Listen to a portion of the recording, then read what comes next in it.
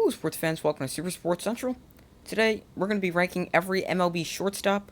So, I've done catchers, first baseman, second baseman, third baseman. Now we're on to shortstop. So, we are back at the tier list. So, this will obviously be done in tier list format because we are at the tier list.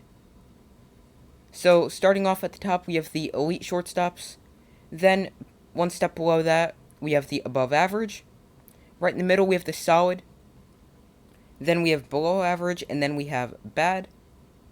Starting off, our first shortstop is Willy Adames of the Brewers. He's gotten better since he was traded from Tampa Bay Rays to the Brewers last season, mid-season last year. However, he's still a solid player. Next up, we have Andres Gimenez.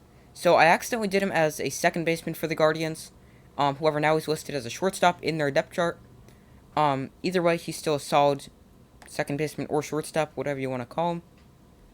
Next up, we have Elvis Andrus of the A's. He's still a very solid player.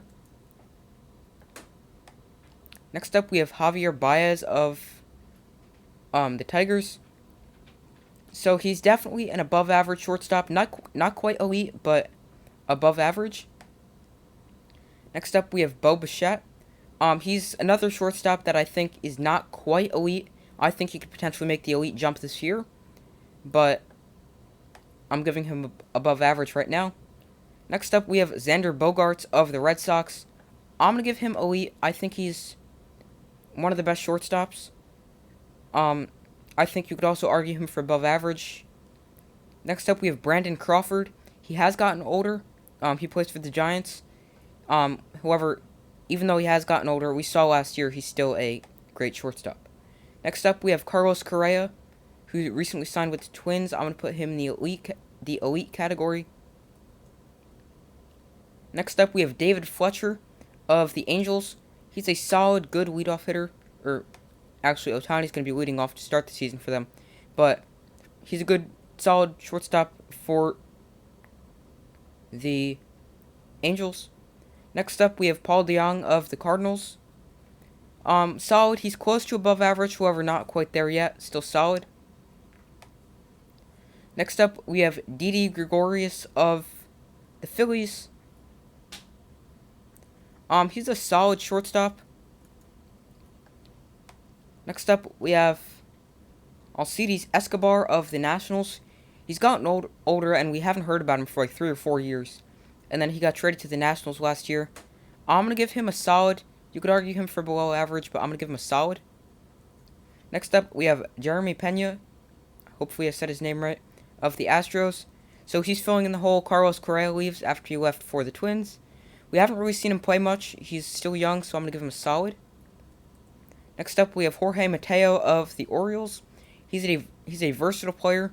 You could play the infield, the outfield with great speed. I'll give him a solid. Next up, we have Jose Iglesias of the Rockies. He was a good defender. However, last season, he didn't have a good season at anything. He wasn't even good at defense last year. I'm going to give him below average, but he could definitely get back up to a solid. Next up, we have J.P. Crawford of the Mariners. He's a great defender, and I'm going to give him above average. Next shortstop on our list is Kevin Newman of the Pirates.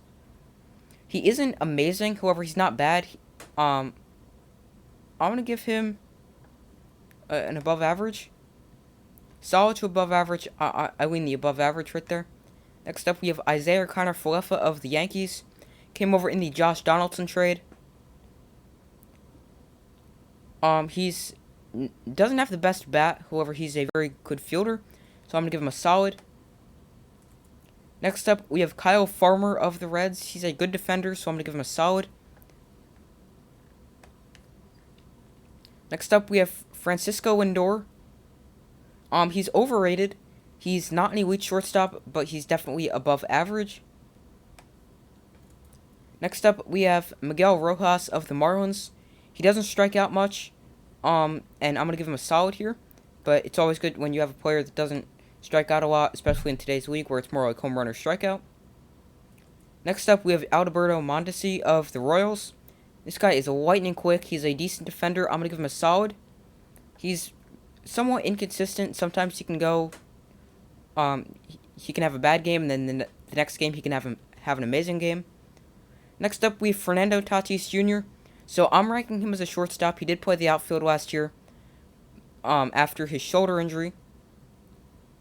And he's actually going to miss the first few months of the season with a broken wrist. However, I still think he's one of the best players in baseball, and ranking him at really any position, but specifically shortstop here, I'm giving him elite. Next up, we have Nick Ahmed of the Diamondbacks. He's underrated. He's an excellent fielder, and he's got an improving bat. I'm going to give him above average.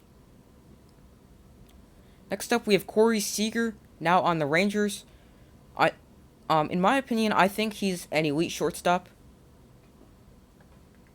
Next up, we have Andrelton Simmons, now playing for the Cubs after he signed a deal there a few days after the lockout ended. He's an amazing defender, however not an amazing bat. I'm going to give him a solid just because of how good his defense is. The next four, they're actually all going to go in the same category. And we have Dansby Swanson, who's above average. Didn't mean to put him in bad. Dansby Swanson's above average. Tim Anderson, I think, is also an above average shortstop. Same thing with Trey Turner. And Wander Franco. So, those are my shortstop rankings before the 2022 MLB season starts, which opening day is only a few days away. It's this Thursday. So, that's all for this video. Thank you for watching. Like, subscribe, comment if you agree with my rankings, disagree, tell me who you disagree with and why. I do my best to post as often as possible. So like, subscribe, comment, and I will see you in the next video.